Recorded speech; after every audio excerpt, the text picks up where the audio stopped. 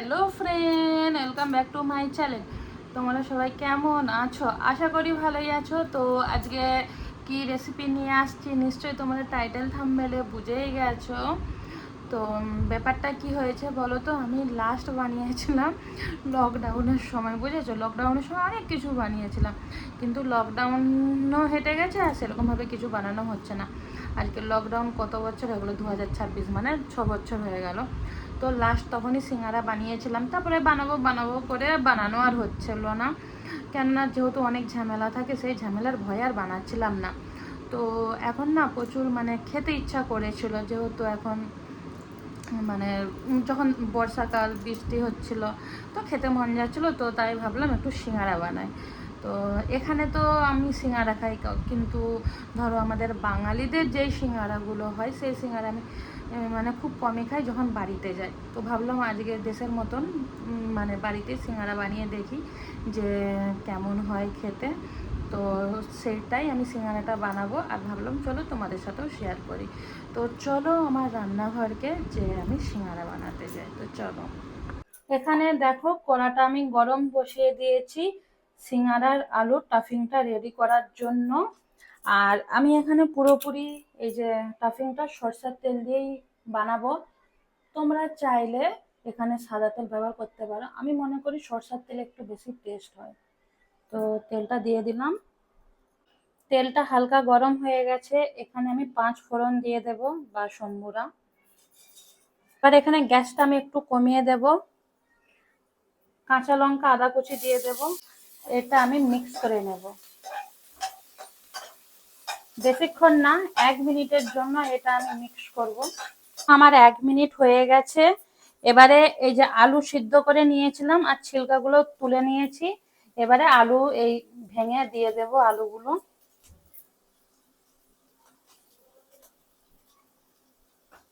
তো গ্যাসটা আমার কমানোই থাকবে।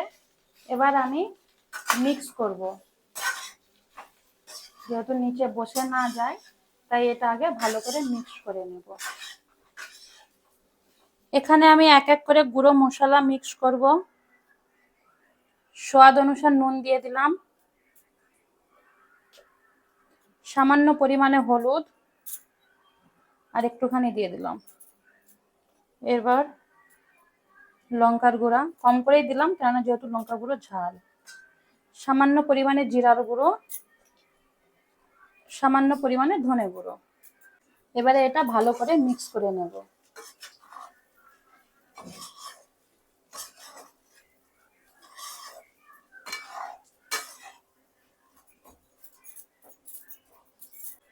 আলুটা আমার রেডি হয়ে গেছে, আমি এখানে গ্যাসটা বন্ধ করে দেবো, দিয়ে ঠান্ডা করতে দেবো। আর ঠান্ডা করতে দেওয়ার আগে আরো কিছু কিছু জিনিস আমি এখানে দিয়ে দেব। গরম মশলা, এখানে আমি ভাজা মশলা দিয়ে দিলাম 1 চামচ। জিনিস আমি অ্যাড করব, সেটা হচ্ছে তোমাদেরকে আমি দেখাতে ভুলে গিয়েছি, তাই আলাদাভাবে আমি কি করেছি, বাদাম হচ্ছে ভেজেছি, মুংফলি বাদাম বা চীনা বাদাম, তোমরা যেটাই বলো, এই যে বাদাম দিয়ে দেব। বাদাম দিলে সিঙ্গারার আলাদাই একটা টেস্ট হয়। তো এবারে এটাকে পুরোপুরি ভাবে ঠান্ডা করে হাতে করে ভালো করে মাখিয়ে নেব। এখানে দেখো আমি ময়দা নিয়ে নিয়েছি, তোমরা বেশি বানালে বেশি করে ময়দা নিও, আমি হচ্ছে হিসাবে ময়দাটা নিয়েছি। এবারে এখানে আমি কালো জিরা দিয়ে দেব সামান্য পরিমাণে। এবারে আমি এখানে জোয়ান দিয়ে দেবো, আর জোয়ানটা হাতে করে একটু ঘষে নেব।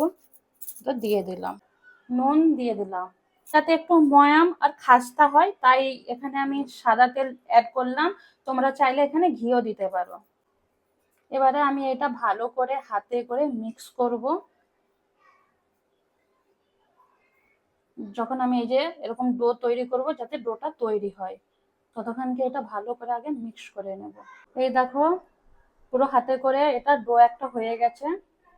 এবারে এতে কি করব, সামান্য সামান্য আমি জল দিয়ে এটা মাখাবো। যখন মাখাবো পুরো টাইট হবে না, পুরো ঢিলাও হবে না, তাই কম কম করে একবারে সামান্য সামান্য করে জল দিয়ে আমি এটা মাখাবো। চলো আগে আমি এটা ভালো করে দেখো আমার এটা কিন্তু মাখানো হয়ে গেছে। এবারে আমি এটা 15 থেকে 30 মিনিটের মতো ঢাকা চাপা দিয়ে রেখে দেবো রেস্টের জন্য। 20 মিনিট হয়ে গেছে, এবার ঢাকনাটা আমি খুলে নেব। আবার আরেকবার এটা হাতে করে 1 মিনিটের মতো মাখিয়ে নেব, গায়ের জোরে না, হালকা হাতে। এবারে এটা ছোট ছোট করে লেচি কেটে নেব। এখানে দেখো অনেকগুলো লেচি কেটে নিয়েছি। এখান থেকে একটা লেচি তুলে নিয়ে বাকিগুলো চাপা দিয়ে রেখে দেবো, নাহলে এগুলো শক্ত হয়ে যাবে। দেখো এখানে একটা লেচি নিয়ে নিয়েছি। এতে না আমি বেশি না, জাস্ট হালকা করে একটুখানি ময়দাটা দিয়ে দেব, এরকম ছড়িয়ে। আর এটা হচ্ছে পুরো পাতলা করে বেলে নেব, খুব পাতলা নয় খুব মোটাও না। দেখো পাতলা করে বেলেছি, একটু হালকা মোটা রেখেছি। এবারে চাকুর সাহায্যে মাঝে মাঝে আমি এটা কেটে নেব।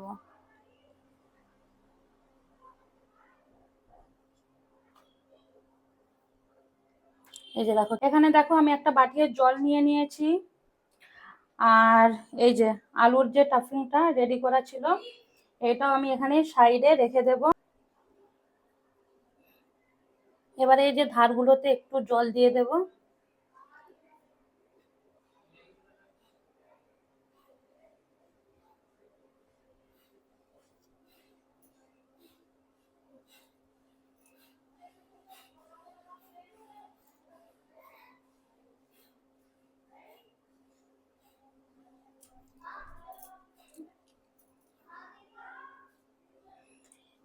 এই যে দেখো খোল হয়ে গেছে।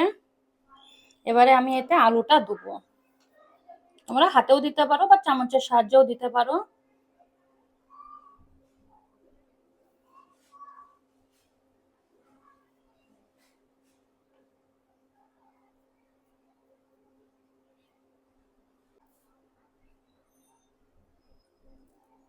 এবার দেখো এই যে মুড়ে দিচ্ছি।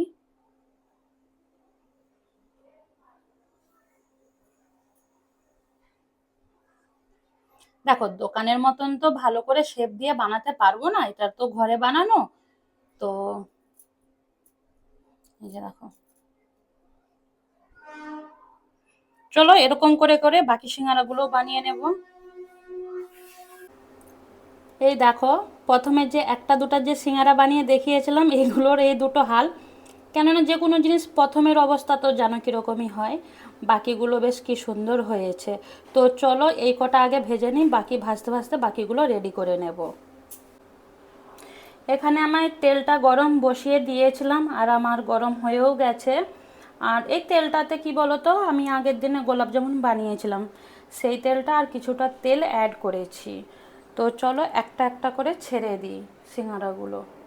এই যে দেখো, আর এখানে গ্যাস কমানো আছে, আর পুরোটাই গ্যাস কমিয়েই ভাজা হবে।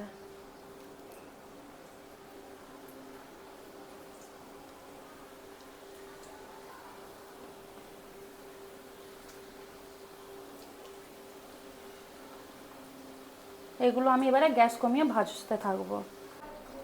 দেখো আমার কিন্তু এই সিঙ্গারাগুলো ভাজা হয়ে গেছে। আর এই সিঙ্গারাগুলো আমার ভাজতে পুরোপুরি গ্যাস কমিয়ে টাইম লেগেছে 15 মিনিট। আর খুব সুন্দর দেখো কালারটাও এসছে, একবারে খাস্তা খাস্তা। তো চলো বেশি আর ভাজবো না, এবারে একটা প্লেটে তুলে নেব। চলো আগে প্লেটে তুলে নিই। দেখো বাকি যেগুলো ছিল ওগুলো তো তুলে নিয়েছি। এবার আবার এই যে বাকি যেগুলো আছে এগুলো এক এক করে আবার ভাজতে দিয়ে দেবো।